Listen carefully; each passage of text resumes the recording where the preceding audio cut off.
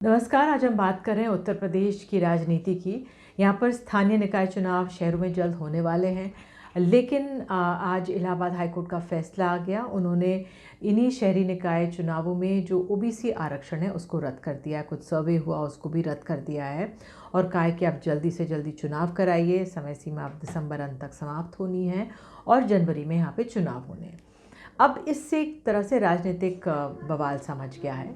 आरक्षण की राजनीति वैसे ही बहुत गर्माहट वाली होती है और जो विपक्ष है वो हमलावर है। वो योगी सरकार को कह रहा है कि ये पिछड़ा विरोधी हैं और ऐसे कैसे हो सकता है। दूसरी तरफ जो राज्य सरकार है, योगी आदित्यनाथ की सरकार है, वो ये कह रही है कि अगर ज़रूरत पड़ी तो हम सुप्रीम कोर्ट भी जाएंगे, जो भी कदम उठाने हम वो कदम उठाएंगे।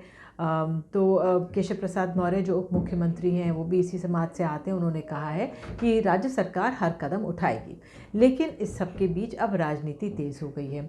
हमें समझना होगा कि क्योंकि राज्य इस पूरे मैटर से डील करते हैं, तो एक ट्रिपल टेस्ट फॉर्मूला है जो सुप्रीम कोर्ट में ने कहा हुआ है कि आप उस पर आगे चलें, बढ़ें और तब आप ये आरक्षण दे दें। अब वो ट्रिपल टेस्ट फॉर्मूला क्या है? वो कुछ इस तरह से है कि जो आर्थिक और शैक्षणिक स्थिति क्या है किसी समाज की, अगर आपको आरक्षण देना है, क्या उनको आरक्षण मिलने की ज़रूरत है या नहीं ज़रूरत है, और फिर साथ ही क्या दिया जाना चाहिए या नहीं दिया जाना चाहिए। इसके लिए एक कमेटी बनाने की बात है।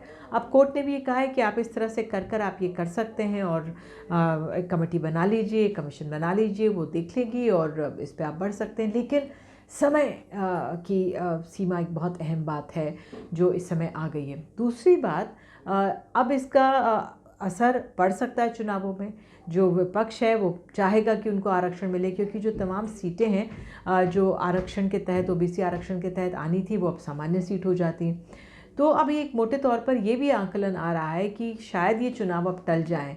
हमने अपने कार्यक्रम देश की बात में बात की, वो भी राजभर से बात करने जा रहे हैं। उनसे जब बात कर रहे थे उनका यही आभास था कि शायद ये चुनाव अब टल जाएंगे, 6 महीना की बढ़ सकते हैं। बहरहाल उत्तर प्रदेश की राजनीति में फ़िलहाल ये बहुत अहम मसला सामने आ गया है और इसका राजनीतिक असर तमाम राजनीतिक दलों पर पड़ने जा रहा है। ख़ास तौर से योगी सरकार की जो राजनीति है वो कैसे इस पूरे मुद्दे को संभालती है, टैकल करती है, ये देखना अहम रहेगा। नमस्कार।